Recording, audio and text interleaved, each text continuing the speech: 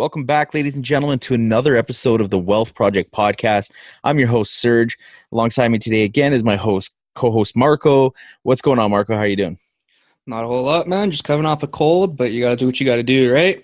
Yeah, it's there's a nasty one going around. I swear, it seems like everybody's getting it. Yeah, that's for sure. Well, this week's episode is going to bring us another great interview, and there's a lot of great insight on the online world of business. But before that, let's dive into our weekly business news. What do you got for us today, Serge? Yeah, I thought I'd start off with, again, some more store closures. Dollar Tree closing about 400 stores.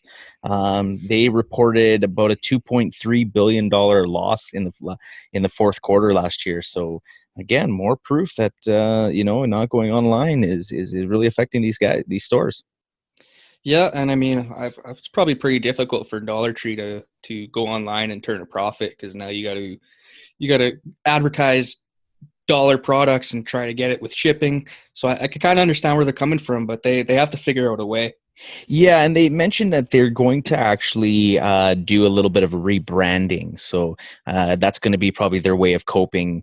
Because, like, you're right. I mean, how does a dollar store go online? You'd be paying more for shipping than you would for the product, right? Yeah, exactly. So yeah, they look like they're gonna figure it out, and they've got a plan. So, but still, that's pretty interesting. That again, more store closures. So, and my second article that I wanted to bring up here, and this is again Facebook taking some heat again. I don't know what they've had a rough year. Basically, what's happening is there's some big companies that are basically pulling out of the Facebook advertising or Facebook altogether. And one of the big ones, Mozilla, which is a competitor of Google and for the internet browser market, pulling out of Facebook completely. Another big company was a company called Basecamp, who develops productivity apps. Mm-hmm. They came out on Twitter and they said, I'll read the Twitter posting right now. No Facebook, Instagram, no WhatsApp, no ads, no profiles, no pages, no usage, no more. So they're pulling out completely out of Facebook. That is huge. I mean, I think you had mentioned it at one point. We were talking about this previously, that that company spent over $100,000 on Facebook ads. So that's a huge blow to Facebook to be having that. And you got to think that's just one company out of the so many that we've mentioned in the past. Apple, Mozilla. Now, like this is going to be a big blow to Facebook's. Yeah, and I mean, they do make, they're making billions in their Facebook ads, and so that number might not be something that's going to put them under, but if that has some traction, if that starts to carry on to other companies, and so other companies start to realize that this is something that they're concerned about, this might be something that could hurt them. Yeah, that's definitely something we'll have to keep track of in the future. But I think with that, we should head right into this episode. This week, we have Angie Gensler of AngieGensler.com. Angie is an ex-corporate employee who had what most people would consider a very promising future. Angie had completed her MBA in 2010 and quickly moved up the corporate ranking, earning her a very good wage. Yeah, and after a few events that left her with a little bit of a sour taste towards the corporate world, her and her husband decided to move away from corporate and jump into the online business world, allowing them more freedom and time to spend together as a family. So without further ado, let's jump into this interview. Welcome to the Wealth Project podcast. Join us as we take the journey from employee to entrepreneur. Now your hosts, Sergio Suarez and Marco Suarez. All right. Well, thank you so much, Angie, for joining us on our podcast today. How are you? How are you doing today? I'm doing great. Thanks for having me. I'm excited to be here. So, Angie, we, before we started the interview with you here, we gave you a brief description, but I feel, that never really does justice. So why don't you give us a little bit more about yourself? Yeah, so I am a marketer at heart. I worked in corporate marketing for over 10 years and loved my job for a really long time until I didn't. And then I started my own blog, angiegensler.com. And so now I spend my time teaching small business owners how to grow their businesses using social media and digital marketing. Right on, right on. And you said you recently just started going into this full time? So back in April 20th of 2018 was the last day at my corporate job. So it's been almost a year that I've been doing this full time. Well, that's exciting. Yeah. Hopefully we'll be there soon. I know it takes some time. We're just getting started, but that's definitely the end goal for sure. Nice. Yep. Stick at it. You'll get there. Right on. So you mentioned you received your MBA in 2010 and quickly rose in the rankings, making a very good paycheck. So what was your reasoning for leaving all that behind and starting your own online business? Yeah. So, gosh, my job got to the point where, well, it wasn't exciting or fulfilling anymore. I was doing marketing for commercial HVAC, which, not the sexiest thing to market. That's right. And I didn't feel a whole lot of fulfillment in the role anymore. But then what really set me over the edge, I was in a leadership team meeting and I asked my fellow leadership team and I said, hey, I'm putting together my planning for next year. What do you guys want me to start, stop, or continue? And one of our sales leaders looked at me dead serious and he said, you need to quit doing social media. It's a complete waste of time. And I was just, wow. Like, I didn't know what to say. I was completely shocked. I'm still shocked to this day. Right. Yeah. And, I was doing all kinds of experimenting with some of our, a lot of our sales people, and we were getting great results. And here he's saying, like, don't do that. You just need to keep focusing on trade shows.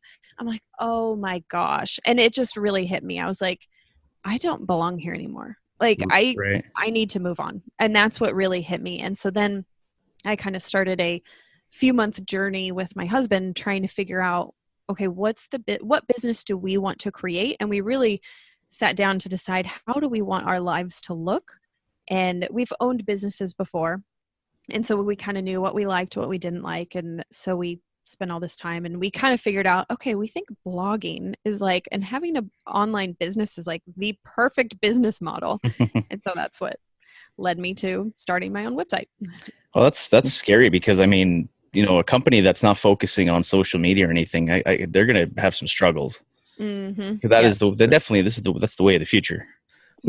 We actually found this funny because in our last episode, we talked about how Walmart just started expanding into the e-commerce world and that's how they're blowing up. So it's funny to hear that a company is saying, avoid the internet. It's not the way to go. Yeah. Right.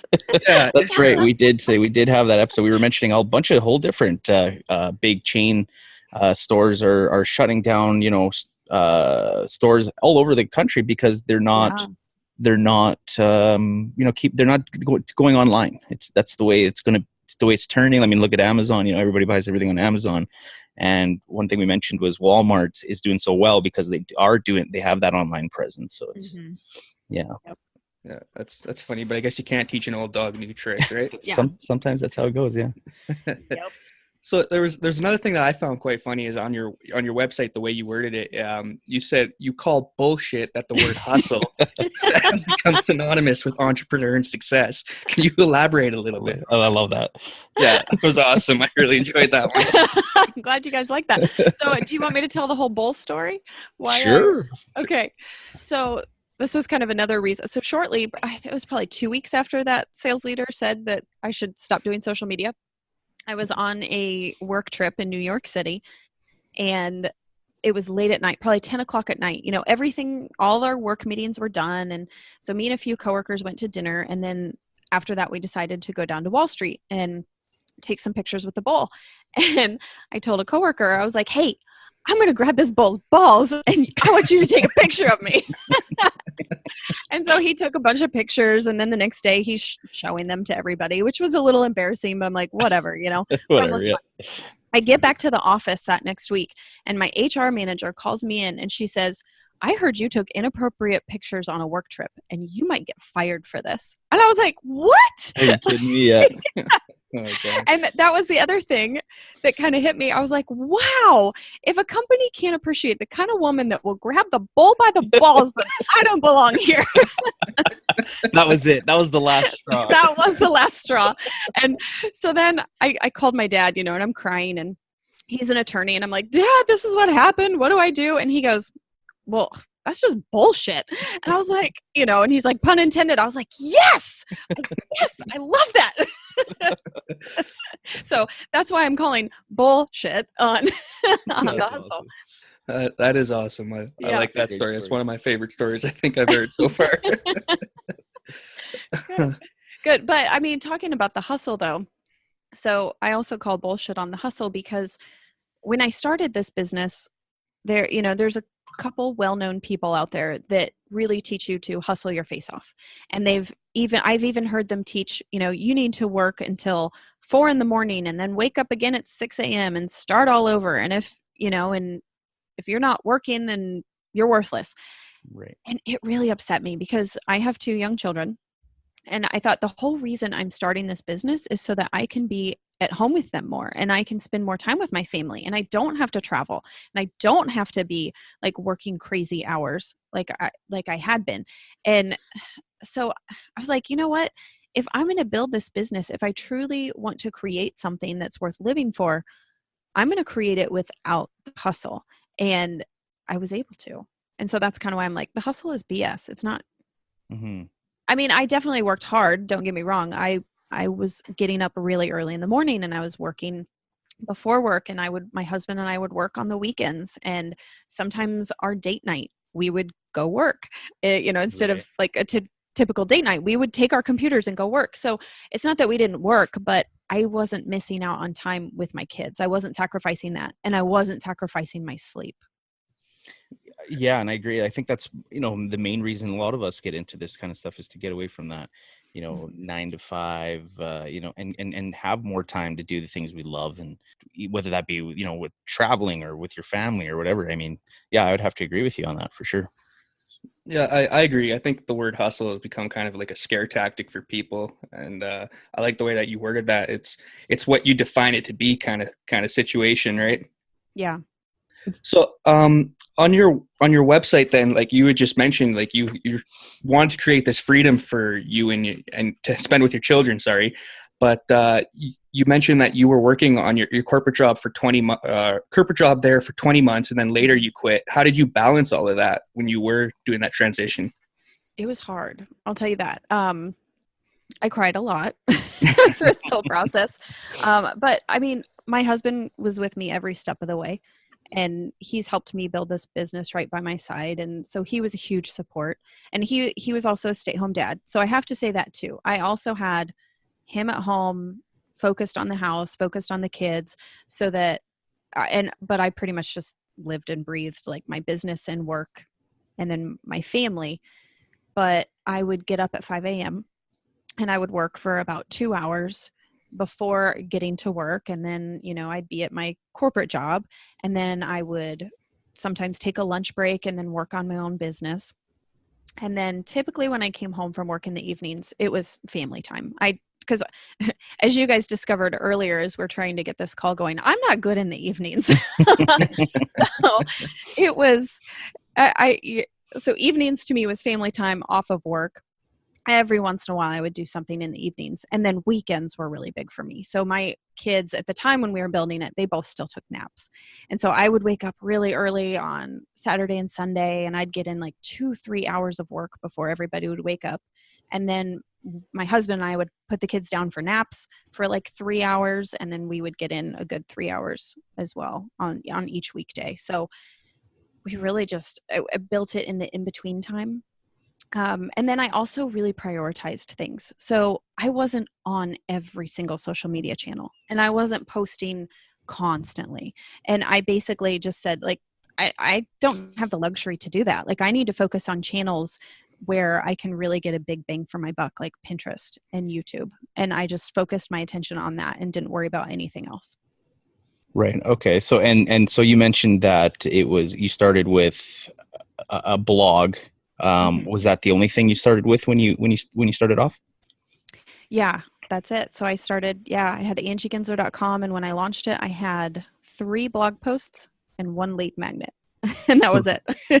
Right on. So how did you go about learning, how to start an online business? I mean, like you obviously, I don't know if you already had a kind of a previous history with it or anything, but how did you learn how to do it, and how quickly did you get a grasp of that and see Yeah. results?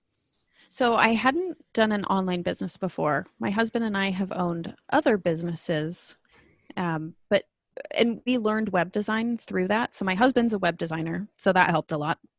So he was able to build the website and help me with that.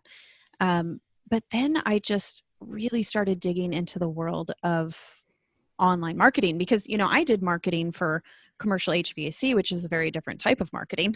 So I was able to apply some of those concepts, but then I had to come over and then start studying. So I was really studying Pat Flynn with Smart Passive Income, what he was doing, and Amy Porterfield and James Wedmore, a lot of those big names in online business. I was listening to their podcasts. Let's see, what else? Social Media Examiner. That was another podcast I was obsessed with. And so I would listen to the podcasts during my commute. I was downloading audiobooks. I was consuming blog posts. I mean, I was a sponge. My husband and I were both just like soaking up information everywhere we possibly could. Right. And then applying everything that we learned.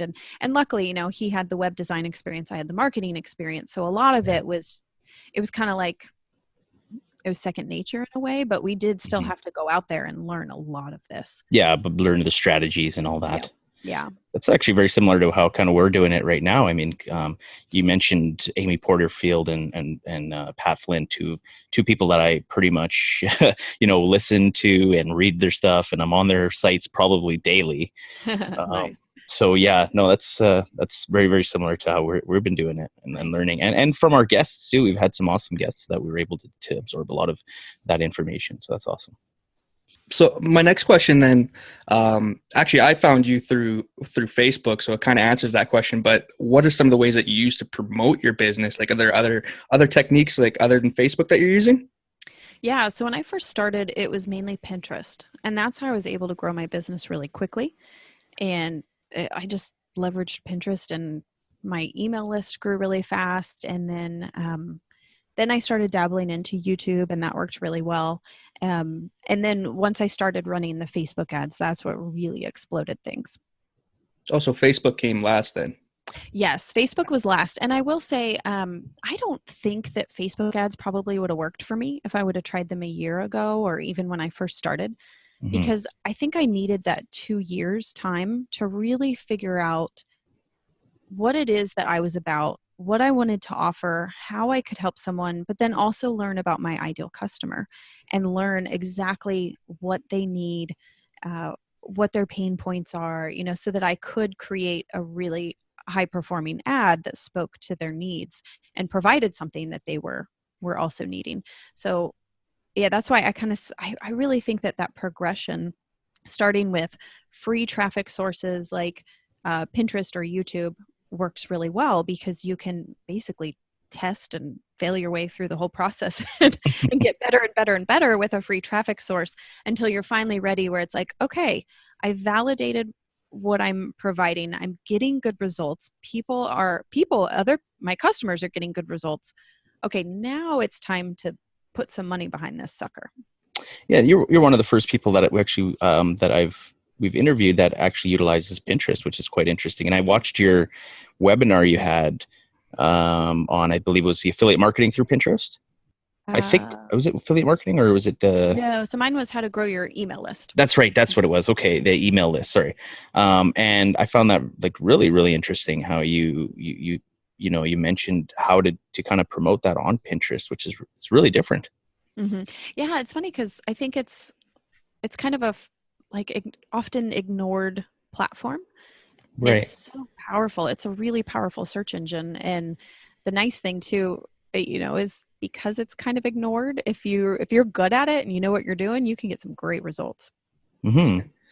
That's definitely an interesting take on it, because everyone always talks about it. To earn money, you got to spend the money, and you've basically just proven that that's not the case. Right. Well, I mean, I definitely did spend the money, but I've always struggled too with that, because when I was first starting out, my husband and I are very frugal people, and we struggled with this thought of like, oh, I have to invest in this and this and this and this tool. And everywhere you turn, a tool wants more money from you every month, over and over and over. Yeah. And we just decided, kind of like I said, screw the hustle. We also said, screw spending a fortune on this stuff. Like, we're not making any money right now. Why would I go out and spend all this money on all these ridiculous tools? Right. And so we just built it slowly, organically, using the free tools or really affordable tools. And then once we saw the results, then we started making the investments. Interesting. That is interesting.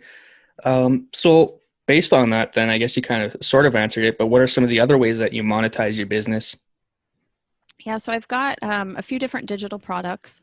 I've got a couple that are kind of like templates, and then I have an ebook, and then a couple Pinterest courses. So I have all my own products.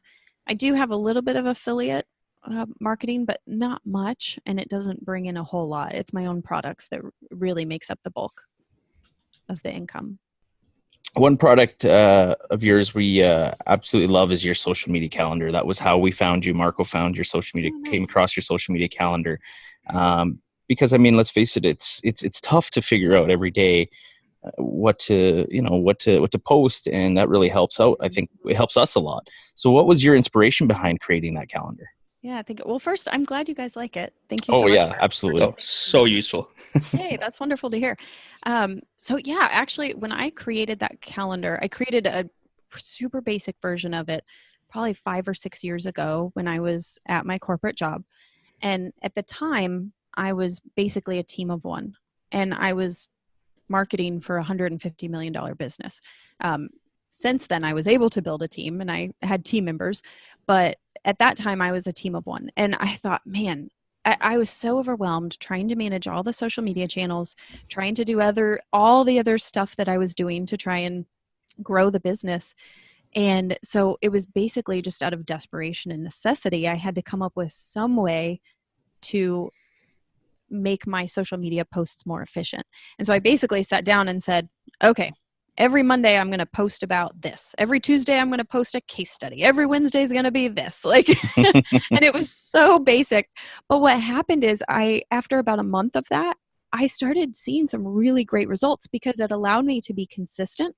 Right. So instead of just like, some weeks if it was a hair on fire week, I wouldn't even be able to get to our social channels. Well, with this, I was able to plan it in advance. I could schedule it in advance. I could be really, really consistent. And I was seeing like, wow, people are engaging with the content, and people are like, we're getting all these follows on LinkedIn, and it was kind of crazy. And I realized like, wow, this makes it so easy. And so then when I started my blog, I was kind of thinking about different social media tips, and I was like, oh, I should share my calendar. And I just created it as a lead magnet. That's how it began. It was that was my free lead magnet, and people were flying onto my list to get it. And it was it was still super basic back then. And then since then, I've just continued to update it and make it better and better and better. And then I began charging for it because I thought, wow, if all these people want this as a lead magnet, I wonder if I could make it better and charge for it. And then I was able to. Right. So that's kind of the evolution of the calendar. Right. And after you started charging for it, is your feedback still the same? Are you still having like, people flying onto the calendar, kind of selling well? Yeah. So at the first year after charging for it, I requested some testimonials, and I got fantastic testimonials, and I was like totally pumped. I thought, wow, I wonder how else could I make this better, and how else could I improve it? And then, this year it's been selling very well. I'm very pleased with how it's gone. It's been awesome. Yeah, you won't hear any arguments from us. That's one of the best investments that we made. Yay, thank you. So based off that, what you said Pinterest was where you started. Now earlier in the interview, you've also mentioned that you expanded into different social media platforms. What are some of the ones that you're using the most now with your business? What are some tips or strategies you might use to market on these platforms? Yeah. Okay. So I'm still using Pinterest. I'm still very active on that, pinning every day. I'm in my tribes. I'm also on YouTube. So I try to publish a video about once a week on YouTube. And then a big tip with both Pinterest and YouTube, you need to view them as search engines, not as a social platform. And so with that in mind, just like you would if you're writing a piece of content, you need to do your keyword research and make sure that whatever it is that you're creating is something that people actually give a crap about, because Yeah. I think a lot of people will create a piece of content just because they have an idea in their head, which is great, but you have to think, okay, how can this translate to a problem that somebody needs solved, and they're actively on a platform searching for an answer to that problem. So make sure you do your research first, and you're using the right keywords so that your content actually gets found and discovered on the platforms like Pinterest and YouTube. And then I also use Instagram to share some more personalized content. So for me, my Instagram strategy is not to drive traffic. And I think that's kind of another misconception. A lot of people jump on these traditional channels like Facebook and Instagram and Twitter, and they think, okay, I'm going to make a few posts and I'm going to get a whole buttload of traffic. And it just doesn't happen. And you can get some good results if, depending on your niche or depending on your content or your connections. But for the average person, you're not going to get a whole ton of traffic from one of those traditional channels. And so I just use it as a way to build a deeper connection with people who are already engaging with me. If they're on my email list or they've found me through YouTube or through Pinterest, they can come connect with me on Instagram and kind of get to know me on a more personal level. Okay. So you mentioned that to treat the YouTube and Pinterest more of as search engines, and obviously with search engines, like you said, keywords are definitely very important. What ways do you how do you do your keywords research? Is there any tips or any programs or apps or anything like that you could suggest for that? Yeah, it's called my husband. How do we get in contact with him? Right. Is your husband around there? So actually, yeah, Trevor does all my keyword research for the SEO for Google. And I know he uses some different tools, and now I'm like, I'm kind of punching myself because I'm like, man, I should know these. Okay. A keyword planner, is that one of them? Okay, yeah, I think it's a Google one. I think Google offers a keyword planner that he uses. And then for YouTube, a lot of times him and I will just jump onto YouTube and just start searching variations. So I may have an idea like, okay, I have one YouTube video that's people tend to really like, and it's 5 social media myths that are hurting your business. And so in that instance, I have an idea. Well, then we just jump into YouTube and start typing in tons of iterations and just and then you basically see, okay, what videos pop up? Who has the most views for this video? What are some of the keywords they're using? So you can kind of start digging through there. And then there's also a tool for YouTube I think it's called TubeBuddy. Okay. And sometimes that'll help you to see like different tags that people are using in their videos. So that kind of gives you an idea for keywords. Okay. And then for keyword research for Pinterest, my kind of secret ninja tip is to go into the ads campaign, like you're building an ad for Pinterest. And within there, you can put in all the different keywords that you want your ad to pull up for. But when you type in some of the keywords, Pinterest will tell you the average monthly searches for that specific keyword. Okay. So that's a really great tool for Pinterest. Oh, interesting. Okay. Do you find your Pinterest is a great, the Pinterest ads work quite well? Do you get great results from those? I do. I get really good results. The only thing that I would say, and I would caution people on, you need to give them time, and you can't let one bad day scare you off. Right. So just this past week, I had a day where I got 24 conversions from my ads, and the very next day I had 8. and it's like, it's crazy. And so it's like one day they're insanely profitable and the next day they cost me money. So you really need to look at it over a 7-day window when you're doing your Pinterest ads. Because with Facebook ads, they're pretty consistent. That algorithm they've gotten that thing down to a perfect science, and you can expect pretty much the same results every single day.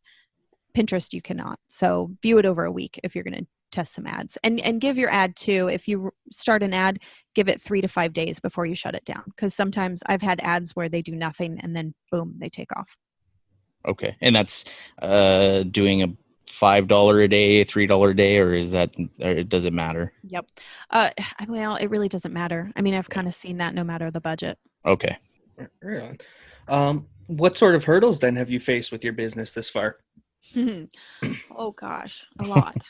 There's been a lot. I remember there was, gosh, probably the first year and a half, I felt like at least every other week I was crying to my husband saying, God, it feels like I take 2 steps forward and then I take a step backward. And, it's just, it's, It's an emotional roller coaster. it is an emotional roller coaster. And there's a lot of personal growth, I feel like, that needs to happen when you're an online entrepreneur. But the technology too. I mean, a lot of times that the technology, you'll find it has a mind of its own. Even Right. on some of the big platforms that have, some of the best minds working on them, they still glitch. They still have errors. I think everyone who's runs an online business has probably had a launch where an important piece of their software broke down in the middle of their launch. And Yeah. I mean, we've had all those hurdles. I think though, gosh, I'm trying to think of a very specific time. I mean, just recently we had to switch our cart processor, so what we use for like checkout for our products. Right. And the one that we were currently using, we were finding about 10% of people were saying, I never got my download. And we'd been communicating with the company that was, running the shopping cart and delivering the product. And they're like, there's nothing wrong on our end. And we're like, well, something's wrong because 10% of these people aren't getting the product that they ordered, and it's creating a bad experience for our customers. So we went through this whole month-long process that was really exhausting, very draining, of trying to switch everything and make sure all the technology is right. And now at this point, we have a whole ton of affiliates. And so making sure that we're communicating to them and giving them plenty of warning, that was a hurdle for sure. For sure. Yeah. Like, how did you overcome that hurdle? Like, did you have to send, emails out to people, or how did you kind of, or even personally, how did you overcome that? Yeah. So, I mean, my husband and I we basically just rolled up our sleeves and got to work and did a whole lot of research. The one thing we did different this time that we probably wouldn't have done earlier in our business is we really took our time. And I'm a quick mover. Like, I'm very much like, let's just take action. Let's get this done. But I've kind of learned through these past couple years of business that when it comes to making a big switch, like switching and choosing some sort of software that you're going to be using to run your business, you need to exhaust every option. And so Right. we researched everything possible, and we tried free trials, and we ran tests, and we ran a whole lot of tests before we even communicated anything to our affiliates, because we thought the last thing we want is, we make this switch and then we realize, oh crap, maybe that wasn't the right change, and then we have to switch to something else down the road. So we also did a lot of tests. And then we also, when it came to communicating with affiliates, it would have been really easy to just make the switch and then be like, okay, guys, everything's switched. But I was like, you know what? That's not fair to these people. And we wanted to do everything with integrity and make sure that we're honoring people that have basically elected to say, like, hey, I'm one of your raving fans. I'm going to go help promote you. So we really also, when we were doing this, wanted to keep them very top of mind and always keep their needs and their concerns in mind. Right. That's awesome. So one thing that I've taken away from this interview with you is that there's been a lot of trial and error, and for the most part, it's been good. But based on that trial and error that you've gone through with your business, if you had to start over today, is there anything you would do differently? Yes, there is. I think the biggest thing that I would do differently is I would have narrowed my focus earlier on in the business. And I still would have started when I did. I definitely think that you shouldn't just wait around for perfect to start, because then you'll never start. But I was all over the place. I was dabbling in all kinds of different things. And one month I wanted to teach social media. And then next month I thought, well, maybe I want to teach blogging. And then I would go back to this, and I was bouncing all over the place. And finally one day I realized, I was like, wait a minute.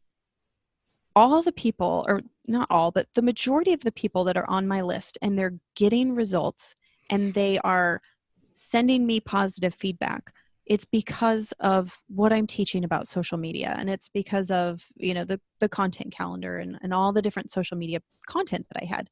I thought, what am I doing? Why am I fighting this? This is where I need to focus. And once I did that, my business took off. Interesting. Okay. Awesome. So, I guess for our listeners that are just starting off, are there any tips that you would suggest for them?